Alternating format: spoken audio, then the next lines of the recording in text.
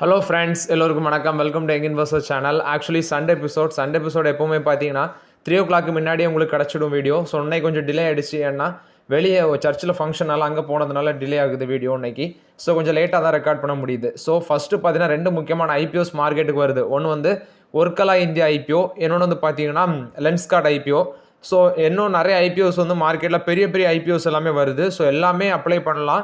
ஆனால் என்ன ஒன்றுனா கிரே மார்க்கெட் ப்ரீமியமாக பார்த்துட்டு அப்ளை பண்ணுறது பெட்டர். ஸோ நீங்கள் பிளைண்டாட்டு கம்பெனி பெரிய கம்பெனி ஃபண்டமெண்டல் நல்ல கம்பெனி அப்படின்னு சொல்லி டாடா கேபிட்டல் மாதிரி ஆயிடக்கூடாது. ஸோ கிரே மார்க்கெட் ப்ரீமியம் அதெல்லாம் செக் பண்ணிவிட்டு ப்ராப்பராக வந்து அப்ளை பண்ணுங்கள் IPO. So first Orkla India IPO. இது வந்து 29 ஓப்பன் ஆகி 31 க்ளோஸ் ஆகுது. ஃபேஸ் வேல்யூ பார்த்தீங்கன்னா 1 ஃபிக்ஸ் பண்ணியிருக்காங்க. அந்த இஷ்யூ ப்ரைஸ் பேண்டு 695லேருந்து 730 ரூபா வரைக்கும் கொண்டு வந்திருக்காங்க. கிரே மார்க்கெட் ப்ரீமியம் இப்போ எவ்வளோ இருக்குன்னா 70 ரூபா இருக்குது. அப்போ ப்ளஸ் 70 ரூபா போட்டால் அட்லீஸ்ட் ஒரு 10% கிட்ட லிஸ்டிங் இன் கொடுக்க சான்ஸ் இருக்குது இந்த ஐபிஓ. லாட் சைஸ் ஒரு லாட்டில் 20 ஷேர் இருக்கும் அப்படின்னு சொல்லியிருக்காங்க. எம்ப்ளாயிஸுக்கு பார்த்தீங்கன்னா டிஸ்கவுண்ட் உண்டு. 69 ரூபா சம்திங் வந்து எம்ப்ளாயிஸுக்கு டிஸ்கவுண்ட் உண்டு அப்படின்னு சொல்லியிருக்காங்க. ஸோ இது போக லிஸ்டிங் டேட்டு நவம்பர் 6 லிஸ்ட் ஆகுது. 29 ஓப்பன் ஆகி 31 க்ளோஸ் ஆகுது. அலாட்மெண்ட் நவம்பர் 3 நவம்பர் 6 பார்த்தீங்கன்னா லிஸ்ட் ஆகுது. ஸோ ஒரு லாட்டுக்கு 20 ஷேர் இருக்கும். ரீட்டைல் கேட்டகரியில் அப்ளை பண்ணுறவங்க மேக்ஸிமம் 13 லாட் வரைக்கும் அப்ளை பண்ணிக்கலாம்னு சொல்கிறாங்க. அப்படி அப்ளை பண்ணிங்கன்னா உங்களுக்கு அட்லீஸ்ட் ஒரு 2 lakhs கிட்ட வந்துடும். இதில் 1,89,800 காட்டுது. பட் நம்ம அப்ளை பண்ணும்போது அப்பர் ப்ரைஸ் பேண்டில் வச்சு தான் அப்ளை பண்ண முடியும். ஸோ அப்படி அப்ளை பண்ணும்போது 2 lakhs கிட்ட வந்துடும். ஃபினான்ஷியல் ஸ்டேட்டஸ் எடுத்து பார்க்கும்போது அசட்ஸ் 24 இருந்தது, 25 கம்மியாகுது. அதே மாதிரி ஜூன் குவார்டர்லையும் பார்த்தீங்கன்னா கொஞ்சம் கம்மியாக இருக்குது. டோட்டல் இன்கம் 24 2,387 கோடி, 25 2,485 கோடி, லாஸ்ட் குவார்டரில் 605 கோடி. ப்ராஃபிட் ஆஃப்டர் டேக்ஸ் 226 கோடி, 255 கோடி, 78 கோடி. எபிட்டா 343 கோடி, அடுத்தது 396 கோடியாட்டு இன்க்ரீஸ் ஆகுது. அடுத்து 111 கோடியாக இருக்குது. நெட்ஒர்த் வந்து 1,931 கோடியாக இருக்குது. ரிசர்வ்ஸ் அண்ட் சர்ப்ளஸ் 2,523 கோடியாக இருக்குது. டோட்டல் பாரோயிங் 2.33 அந்த ரேஞ்சில் இருக்குது. Return on capital employed 32.7%, profit after margin 10.70%, EBITDA margin 16.60%, price to book value 5.40 அந்த ரேஞ்சில் இருக்குன்னு சொல்லியிருக்காங்க. மார்க்கெட் கேப்லேஷன் கிட்டத்தட்ட 10,000 கோடி கிட்ட வருது இந்த கம்பெனியோட மார்க்கெட் கேப்லேஷன், ஒர்க்கலா இந்தியாவோட மார்க்கெட் கேப்லேஷன். ஸோ ஒரு 10% லிஸ்டிங் இன் கொடுக்க சான்ஸ் இருக்குது. ஸோ நான் இப்போ இருக்க கிரே மார்க்கெட் ப்ரீமியம் ட்ரெண்டை வச்சு சொல்கிறேன். Next Lenskart IPO. இதோட ப்ரைஸ் பேண்ட் வந்து பார்த்தீங்கன்னா இன்னும் கரெக்டாக தெரிய வரல. ப்ரைஸ் பேண்ட் இவங்க இன்னும் வெளியிடலை. ஆனால் 31 அக்டோபர் ஓப்பன் ஆகி 4 நவம்பர் க்ளோஸ் ஆகும்னு சொல்லியிருக்காங்க. இதோட கிரே மார்க்கெட் ப்ரீமியம் கொஞ்ச நாளுக்கு முன்னாடி 90 இருந்துச்சு. இப்போ 120க்கு வந்துடுச்சு. கிரே மார்க்கெட் ப்ரீமியம் இப்போ 120க்கு வந்துடுச்சு. ஸோ அப்படி பார்த்தா 30% வரைக்கும் லிஸ்டிங் இன் கொடுக்க சான்ஸ் இருக்குது லென்ஸ்கார்ட்டோட ஐபிஓ. ஸோ இது வந்து பார்த்தீங்கன்னா அக்டோபர் 31 ஓப்பன் ஆகுது, அது அக்டோபர் 29 ஓப்பன் ஆகுது ஒர்க்கலா இந்தியா. ஸோ இந்த 2 ஐபிஓமே நம்மளோட ஃபோக்கஸ் ரேஞ்சுக்குள்ளே கொண்டு வரும். ஸோ ரெண்டுமே பார்த்தீங்கன்னா அப்ளை பண்ணலாம். இதை நான் ரெண்டுமே கண்டிப்பாக அப்ளை பண்ண இருக்கிறேன். அதில் ஒரு லாட் போட்டுட்டு லென்ஸ்கார்ட்டில் 2 ஐபிஓ 2 லாட் அப்ளை பண்ணலான்ட்டு இருக்கிறேன். ஸோ இது என்னோட ஒப்பீனியன். நெக்ஸ்ட்டு பார்த்தீங்கன்னா வாஷிங்டன் போஸ்ட்டில் ஒரு அப்டேட் வந்துருந்துச்சு. அதாவது எல்ஐசி வந்து அதானி குழும பங்குகளில் இன்வெஸ்ட்மெண்ட் பண்ணியிருக்காங்க. அதானி குழுமம் வந்து கடன் அதிக அளவில் கடன் இருக்குது. இது முன்னாடியே பார்த்தீங்கன்னா இந்த ஹிண்டன்பர்க் ரிப்போர்ட் வரும்போதே இதே பிரச்சனை தான் ஓடிட்டுருக்கு. அதே பிரச்சனை தான் மறுபடியும் வந்திருக்கு. ஆனால் லைஃப் இன்சூரன்ஸ் என்ன ஒரு அப்டேட்னா, சென்ட்ரல் கவர்மெண்ட் சொல்லி தான் இவங்க எல்ஐசி வந்து அதானி குழும பங்குகளில் இன்வெஸ்ட்மெண்ட் பண்ணியிருக்காங்க அப்படிங்கிறது அலிகேஷன். பட் எல்ஐசி வந்து அதை மறுப்பு தெரிவிச்சிருக்காங்க, ரிஜெக்ட் பண்ணிவிட்டு அந்த கிளைம் வந்து பேஸ்லெஸ் அப்படின்னு சொல்லியிருக்காங்க. நாங்கள் வந்து இன்டெகிரிட்டியோட தான் அதானி குழும பங்குகளில் அந்த 33,000 கோடி இன்வெஸ்ட்மெண்ட் பண்ணியிருக்கிறோன்னு சொல்லியிருக்காங்க. ஸோ அது போக சில பாண்ட்ஸ்லையும் அதானி குழும பாண்ட்ஸ்லையும் வந்து கார்பரேட் பாண்ட்ஸ்லையும் இன்வெஸ்ட்மெண்ட் பண்ணிக்கிறதாட்டு சொல்லியிருக்காங்க. ஸோ இது வந்து எல்ஐசி அதானி குழுமத்தை பொறுத்த வரைக்கும் அப்டேட்டு. ஸோ அந்த அலிகேஷனால் மேபி ஸ்டாக் ப்ரைஸ் வந்து ஒரு நாள் மார்க்கெட்டில் விழும். பட் பெருசாக அது வந்து இம்பாக்ட் ஆகாதுன்னு நினைக்கிறேன்.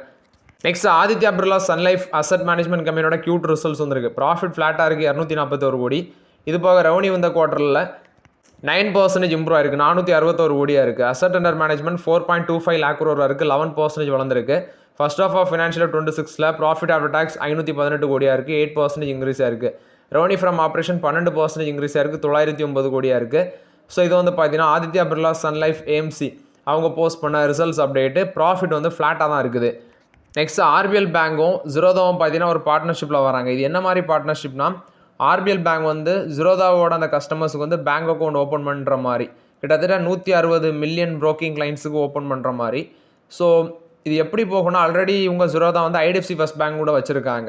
இப்போ ஜிரோதாவில் நீங்கள் ஃபண்ட் ட்ரான்ஸ்ஃபர் பண்ணுறீங்க அப்படின்னா ஒன்றில் இப்போ ஆர்பிஎல் பேங்க் கூட இப்போ பார்ட்னர்ஷிப்பில் வராங்க. இதுக்கு முன்னாடி ஐடிஎஃப்சியில் பார்ட்னர்ஷிப்பில் இருந்தாங்க, ஐடிஎஃப்சி ஃபர்ஸ்ட் பேங்க் கூட.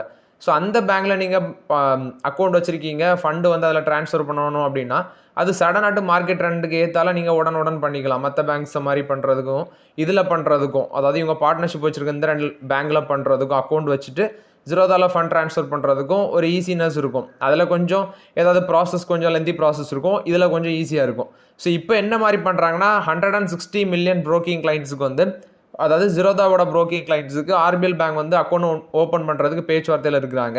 இது மூலமாட்ட ஆர்பிஎல் பேங்க்குக்கு 40,000 கோடி அளவுக்கு டெபாசிட் இன்க்ரீஸ் ஆகும் அப்படின்னு சொல்கிறாங்க. 30% டெபாசிட் இன்க்ரீஸ் ஆகும் அப்படின்னு சொல்லியிருக்காங்க. இது எப்படின்னா 3-in-1 யூனிஃபைட் ஸ்ட்ரக்சர். இப்போ டிமேட்டு ப்ரோக்கிங்கு பேங்கிங்கு, இதில் டிமேட்டும் ப்ரோக்கிங்கும் வந்து இவங்க ஜீரோதா ப்ரொவைட் பண்ணுவாங்க அந்த சர்வீஸை. பேங்கிங் சர்வீஸ் வந்து ஆர்பிஎல் ப்ரொவைட் பண்ணுவாங்க. ஸோ இது வந்து ஆர்பிஎல் பேங்க் ஜீரோதாவை பொறுத்த வரைக்கும் அப்டேட்டு. நெக்ஸ்ட் பார்த்தீங்கன்னா டிவிஎஸ் மோட்டார் இவங்க என்ன பிளான் பண்ணிருக்காங்கன்னா, இந்த 6 நியூ நார்டன் மோட்டார் சைக்கிள் வந்து 2026க்குள்ளே புதுசாட்ட 6 நியூ வெஹிக்கிள்ஸ் வந்து லான்ச் பண்ண போகிறாங்க. ஸோ ஆனுவலி சேல்ஸ் இந்த செக்மெண்ட்டில் மட்டுமே 20,000 யூனிட்ஸ் விற்கிறதுக்கு பிளான் போட்டிருக்காங்க. ஸோ இது மூலமாட்ட 1000 கோடி அளவுக்கு வந்து பார்த்தீங்கன்னா ரெவன்யூ உங்களுக்கு கிடைக்க சான்ஸ் இருக்குது. நார்டன் மாடல்ஸ் வந்து ப்ரீமியம் அண்ட் இன்டர்நேஷனல் செக்மெண்ட்டில் ஒரு ரோல் ப்ளே பண்ணுது அப்படின்னு சொல்லி டிவிஎஸ் மோட்டாரோட சேர்மன் சுதர்ஷன் வேணு அவங்க வந்து இந்த அப்டேட்டை கொடுத்துருக்காங்க. ஸோ இந்த எஃபர்ட் வந்து எங்களுக்கு கண்டிப்பாக பலன் அளிக்கும் அப்படின்னு சொல்லியிருக்கிறாங்க. இது டிவிஎஸ் மோட்டாரை பொறுத்த வரைக்கும் அப்டேட்டு. எல்என்டியோட Q2 ரிசல்ட்ஸ் வந்து பார்த்தீங்கன்னா விரைவில் வர இருக்குது. அக்டோபர் 29 வர இருக்குது. ஸோ ஒரு நல்ல ரிசல்ட்ஸ் போஸ்ட் பண்ணலான்னு சொல்கிறாங்க. ஆக்சுவலி இந்த குவார்ட்டரில் 70,818 கோடி ரெவன்யூ போஸ்ட் பண்ணுவாங்க. 15% இன்க்ரீஸ் ஆகும்னு சொல்கிறாங்க. ப்ராஃபிட் ஆஃப்டர் டேக்ஸ் 3,990 கோடியாக இருக்கும். 17.5% இன்க்ரீஸாக இருக்கும். எபிட்டா மார்ஜின் வந்து 10% ஸ்டேபிளாக இருக்கும் அப்படின்னு சொல்லியிருக்கிறாங்க.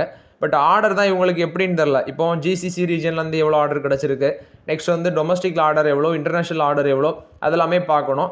ஸோ இது வந்து எல்என்டியோட ரிசல்ட்ஸ் அக்டோபர் 29 வரும்னு சொல்கிறாங்க. ஸோ அது வரைக்கும் வெயிட் பண்ணி பார்க்கலாம்.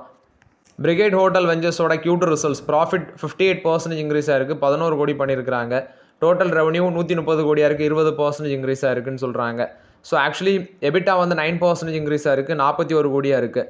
ஃபுட் அண்ட் பிவரேஜஸ் ரெவன்யூ 42 கோடியாக இருக்குது. 14% இன்க்ரீஸ் ஆயிருக்கு. ஆவரேஜ் ரூம் ரேட் வந்து 14% இன்க்ரீஸ் ஆயிருக்கு. 7,106 ரூபா அந்த ரேஞ்சில் வச்சுருக்காங்க. ரெவன்யூ பெர் அவைலபிள் ரூம் வந்து 13% இன்க்ரீஸ் ஆயிருக்குது. பெங்களூர் தான் இவங்களுக்கு கீ க்ரோத் காமிச்சிருக்குது. ஆக்சுவலி ஏஆர்ஆர் அது வந்து 19% இயர் பேசிஸில் இன்க்ரீஸ் ஆயிருக்கு.